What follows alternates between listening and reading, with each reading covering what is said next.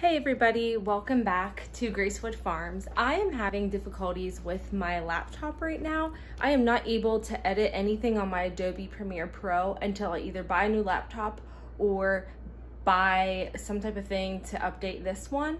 And since it's not technically my laptop, it belongs to my school district. I won't be doing that. And the laptop that I was gonna buy was on sale last month for like $1,500, and I'm kicking myself that I didn't buy it because now it's over $2,000. So I'm gonna wait and see. Hopefully there's a back to school sale and the laptop I want will go on sale. But until then, I can't do any editing.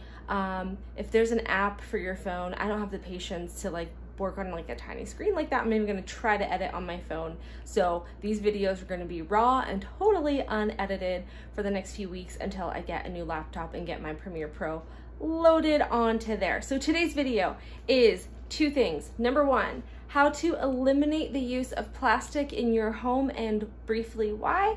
And number two, how to oil a butcher block countertop. Let me show you my beautiful butcher block. Okay, so this is my butcher block. I absolutely love it. We got it in Amish country. We actually thrifted it. It was not originally a like kitchen item. It was originally a workbench and probably in an Amish man's barn or garage. We bought it at the thrift store with a very thick varnish on top, and you can see the remnants of the varnish here. And so we actually had that, I sanded it all down. I was like 13 weeks pregnant at the time, running this sander.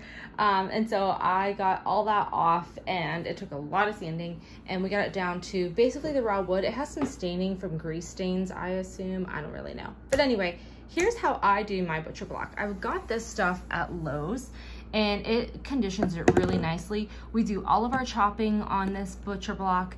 We don't put anything else on it. Like, we just use this. And then I noticed that when we chopped all those onions yesterday, you know what I'm talking about if you follow my Instagram stories, that there's a residual odor. I grabbed some of my lemon essential oil and I put a few drops of this with my butcher block oil, and then I massaged it all in with a rag, and it got rid of probably 90% of the odor. So let's just admire the beauty of raw wood butcher block. Don't have to worry about it. It's already beat up really bad, so we can just beat it to death. As long as we keep it conditioned, it'll be fine. All right, so now for like the meat of our video. Let's talk about plastic. Plastic sits in landfills for what, like 500 years before it even remotely begins to break down. It's in our oceans, it's in our landfills, it's everywhere. It's bad for you, it's bad for the environment. It's not a natural substance. Homesteaders everywhere are trying to get rid of plastic in their homes, and we are definitely right there with them. So the first way that we have tried to stop using as much plastic is, ready for this? Soap. We actually have started buying shampoo bars, and one of the kinds that we have tried that we like is Ethique. I got this from Walmart. You can buy it on Amazon, and I actually loved this one. It lathered really nicely. The box is cardboard, so this is recyclable. And the bar of soap lasted both my husband and I a couple months, and that was both of us taking showers daily. Now, I only wash my hair twice a week, whereas he washes his every day. So take that into account, but I do have very, very thick, long hair. So that's the first way, is to use a shampoo bar. And then another kind that we've tried is from the Earthling, I think, or Earthling company or something. And this is what's left of our soap bar. And this one has actually lasted longer than the Ethique brand. I think this is made a little differently. This does not lather as nicely. I don't like it as much. So I'm not even gonna link this one because I actually would not recommend this, especially if you have thick hair like I do. And then I just wanna show you guys the cute little soap tray that we use. These came from Layman's in Amish country. You can probably find them online. I think that they actually are plastic, but since I never plan on like throwing it away, I can just wash it and reuse it. Never gets moldy, and it makes my soap hold up really well. My soap is never ever scummy. Okay, soap continued. Let's talk about your liquid hand soap. So I know a lot of you ladies out there love Bath & Body Works, and you buy those soaps and it's what, buy 5 for $15 and you have this wonderful fragrance and your guests come over and their hands smell good and you love it.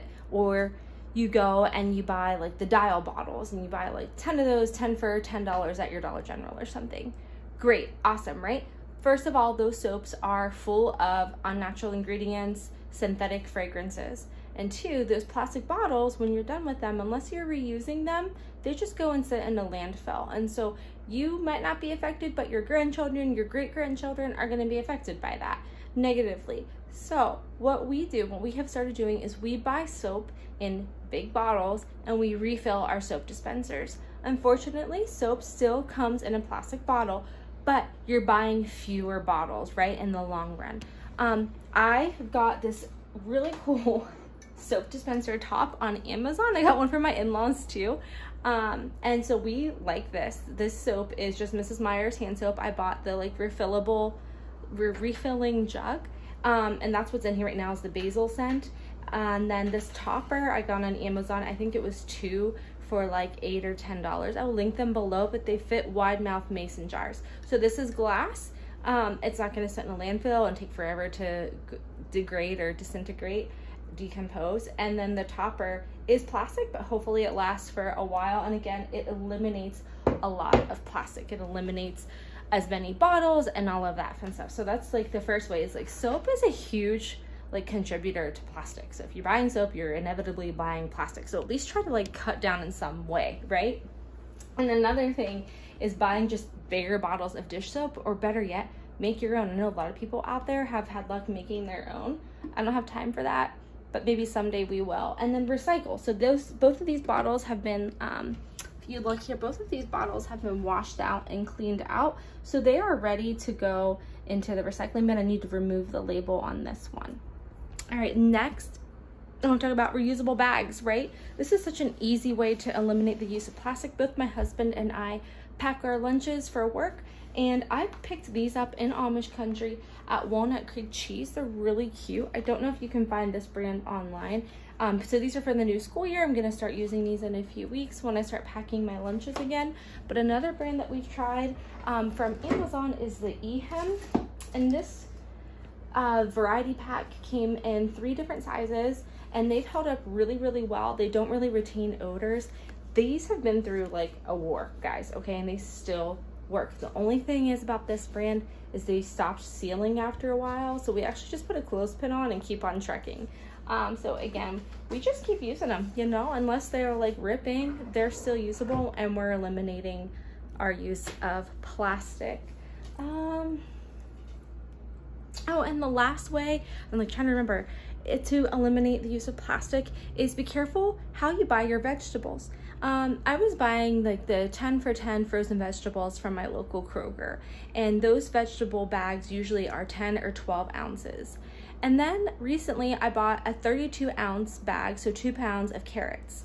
And when I compared it, I was like, oh my goodness, I'm getting 3 bags of the frozen carrots, right, for $3. Or I just bought 2 pounds for $1.29. Okay, so I'm saving money. I'm only using 1 plastic bag instead of 3, right? So if 1 plastic bag that you buy at the grocery store, frozen carrots, is 12 ounces, you would need 3 bags to come about to 32 ounces, right? All right, so you have a little bit of change there, 4 ounces. Instead, I can buy a 2-pound bag, cut it up myself, blanch it and freeze it. The whole process only took me 15 minutes. I have 2 pounds of carrots in my freezer ready to go, and I eliminated the use of extra baggies, right?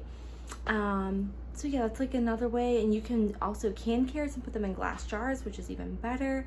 Blanch and freeze, whatever it may be. So those are some ways just to consider buying stuff in bulk, buy your vegetables in bulk, and then just break it down yourself to eliminate the use of plastic. You're not buying as much plastic from your grocery store. So yeah, I'm really big on eliminating the use of plastic, and especially big on not heating plastic anything in the microwave, because that's gonna leak so many toxins into your food. You're basically heating plastic in a microwave, leaching all kinds of chemicals into your food. So yeah, super bad. If you can, the #1 thing would be to switch to Pyrex glass or one of those other brands. And if you're using your microwave a lot, please at least heat it up in glassware and not plasticware.